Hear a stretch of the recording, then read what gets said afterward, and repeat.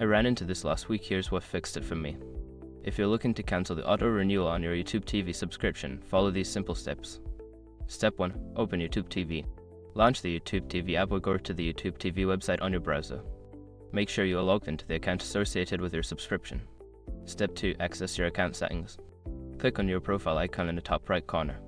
From the drop-down menu, select Settings to access your account settings. Step 3. Navigate to Membership. In the Settings menu, find and click on Membership.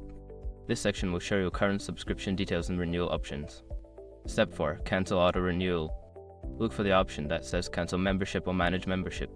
Click on it, and then follow the prompts to turn off auto renewal. Step 5. Confirm your changes. After you've cancelled the auto renewal, make sure to check for a confirmation message. This will ensure that your subscription will not renew at the end of the billing cycle.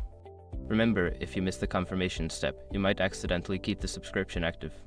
If you have any questions, don't hesitate to reach out for help. Good luck!